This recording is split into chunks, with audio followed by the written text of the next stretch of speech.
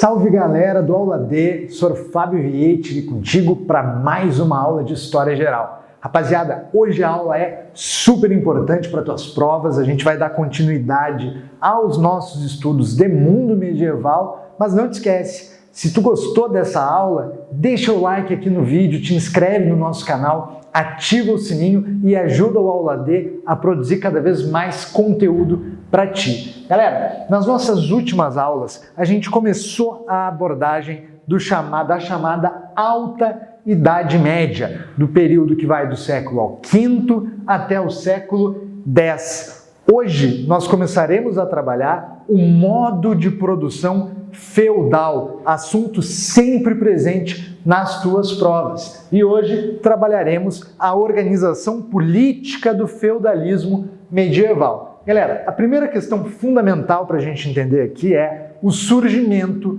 deste novo modo de produção. Nós vimos nas aulas de Antiguidade Clássica que o modo de produção escravista foi o modo de produção característico das civilizações greco-romana. Agora, na passagem da queda de Roma e no surgimento do mundo medieval, começa a se desenvolver esse novo modo de produção. O feudalismo, gente, ele é um modo de produção que é uma síntese, uma amálgama, uma união entre características da economia, da política e da sociedade romana e da economia, política e sociedade germânica. Então nós temos uma espécie de casamento entre elementos da sociedade romana e elementos das sociedades bárbaras, sobretudo das sociedades germânicas. Então vejamos agora quais são as principais contribuições de Roma no surgimento do feudalismo. Gente, em primeiro lugar, a ideia de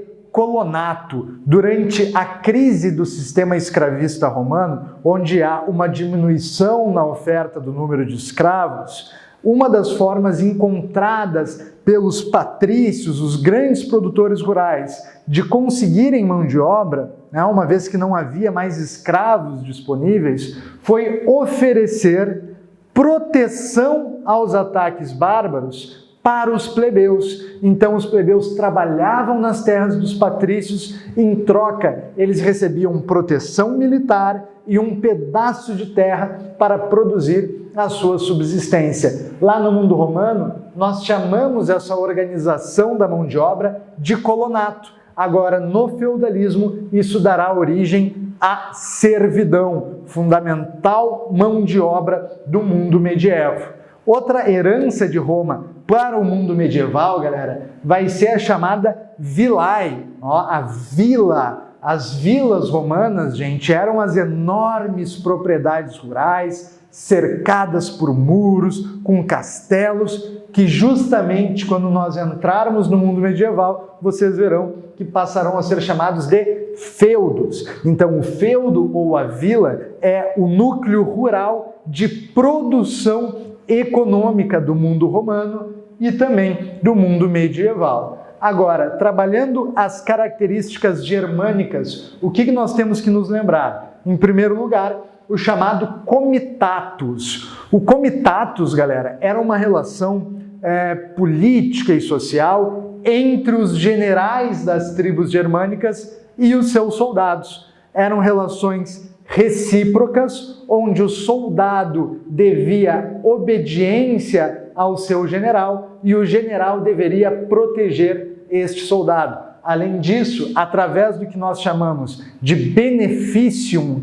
aqueles soldados que se destacavam no campo de batalha recebiam do seu general uma parte da pilhagem, do despojo da guerra. Então, através da união entre o comitatus e o beneficium, no mundo medieval, nós teremos a origem do que se convencionou chamar de suzerania e vassalagem. Uma outra herança importante dos germânicos nesta síntese formadora do feudalismo é o direito consuetudinário. Galera, as tribos germânicas, elas eram, em sua grande maioria, tribos ágrafas, eles não tinham o desenvolvimento de escrita. Então a sua tradição jurídica, ela não era como a tradição jurídica greco-romana, baseada na letra da lei, baseada em leis escritas. Não, eram tradições jurídicas consuetudinárias, baseadas então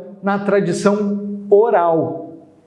Aqui, nas tribos germânicas, existia uma tradição que nós chamamos de ordalhas, que significavam literalmente o julgamento dos deuses. Então, se colocava um réu, sujeito sendo acusado, digamos, de furto, para sofrer o julgamento dos deuses. Nesse caso específico, gente, havia o que se chamava de ordalha de fogo, em que o réu era obrigado a segurar um bastão de ferro incandescente, era deixado num forno durante 2 dias, o bastão ficava vermelho, fervendo em brasa, e o indivíduo tinha que segurar essa barra de ferro, caminhar 10 metros com ela na mão, e depois disso, gente, ele soltava a barra de ferro, se passa ali um mertiolate, para dar uma curada, se enfaixa a mão desse indivíduo com linho, com pano, 3 dias depois ele deveria se reapresentar a esse tribunal e mostrar a mão.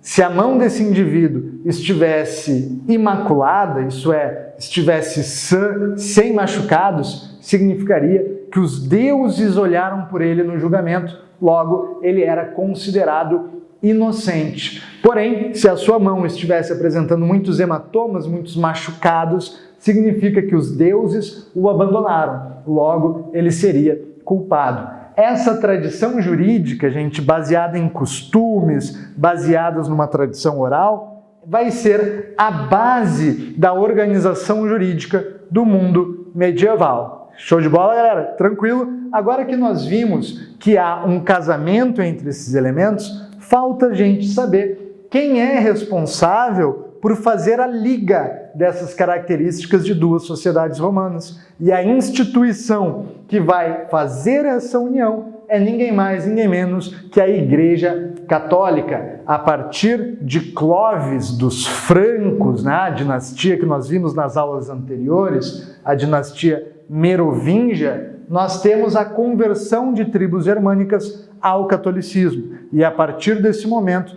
começa a haver esse movimento de simbiose entre as características romanas e germânicas. Agora, adentrando a questão política, gente, do feudalismo, o que é muito importante para tudo, presta atenção, alarga o Instagram, criatura, isso é fundamental. O que é tão importante para a gente lembrar da política no feudalismo? Olha só, característica básica, descentralização. Chuchu, não existe na Europa medieval a ideia de Estado, de país, de nação. Esquece isso. A França, a Inglaterra, esquece. Não existe país no mundo medieval, porque a unidade política básica, gente, é o feudo. E cada feudo, a Europa está dividida em dezenas e dezenas de feudos. Cada feudo possui um soberano, que não é o rei, que é o senhor feudal. Então a nobreza local, ela é soberana nos seus feudos. Tranquilo, gente?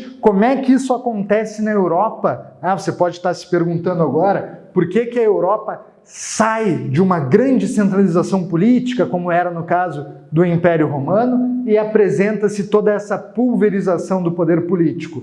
O que leva a essa descentralização, galera, é justamente a prática de suzerania e vassalagem que nós vamos ver agora. A suzerania e vassalagem, galera, são as relações que vão envolver sempre, muito fácil de entender isso daqui, um suzerano e o seu vassalo. Essa é uma relação hierarquizada, então eu tenho alguém superior dentro dessa relação e alguém que está subordinado. Como é que eu vou me lembrar disso? Galera, barbada, o S vem antes do V, o suzerano vem antes do vassalo. Então o suzerano, gente, nessa relação de suzerania e vassalagem, é aquele indivíduo superior nessa relação. O suzerano, gente, dentro dessa lógica, ele faz a chamada investidura, que é a doação de terras para o seu vassalo. Então, a partir do momento que eu dou a terra para um outro nobre, eu irei me tornar aqui suzerano deste vassalo. Além das terras, o suzerano também deverá proteger esse vassalo em caso de ameaças jurídicas ou militares. Por que há esse movimento? Por que um suzerano doaria suas terras para um vassalo? Porque esse vassalo passa a dever, entre outras séries de obrigações, como a participação no dote da filha do suzerano, a obrigação de dar pouso para o suzerano, caso o suzerano esteja passando por esse feudo, mas fundamentalmente o vassalo deve fidelidade militar ao seu suzerano, certo, galera? Então aqui nós temos uma relação entre dois indivíduos e cuidado, não cai no pega-ratão. A relação de suzerania e vassalagem sempre será uma relação entre nobres, uma relação típica da nobreza. Se aparecer na tua prova suzerania e vassalagem, movimento típico entre servos e clero, já assinala como alternativa falsa, porque isto é absurdo. Suzerania e vassalagem, uma relação sempre entre os membros da nobreza. Galera, é a suzerania e vassalagem que vai explicar por que a Europa apresenta esta grande pulverização política ao longo do mundo medieval. Cada feudo, gente, possui as suas próprias leis, cada feudo possui o seu próprio sistema de tributação, cada feudo tem os seus pesos e as suas medidas. Para te imaginar, se eu fosse um nobre no mundo medieval, sempre quis ser nobre, e eu tenho lá o meu feudo, eu posso acordar um dia e dizer, olha, a partir de hoje, eu não vou mais medir a altura das coisas através da metragem, até porque o sistema de metragem vem depois da Idade Média, mas eu não vou mais usar o metro, eu vou usar como medida o fábio. Então, ao invés de eu falar que algo tem 1,80 m, eu vou dizer que ele tem 1 fábio de altura. Senhor, podia acontecer isso? Sim, isso acontecia muito. Cada feudo possuía suas características próprias, porque cada feudo era uma entidade política absoluta e soberana. Então a Europa não vai apresentar nenhum tipo de unidade política. A descentralização, galera, se ela foi a marca do mundo medieval, não significa dizer que a Europa não possuía nenhum tipo de vínculo, nenhum tipo de unidade. Mas se essa unidade não era política, ela era de ordem religiosa. O grande ponto em comum dos habitantes da região da Península Ibérica, da Península Itálica, da Inglaterra e assim por diante, era a religião católica. A igreja funcionava como uma forma de vínculo entre essas populações dispersas que vivem em unidades políticas tão diferentes entre si. Beleza, galera? Se gostou da aula, não te esquece, comenta aqui, manda a tua sugestão, a tua crítica, curte o vídeo e vamos com a aula D hasta a tua aprovação. Beijo do Soro!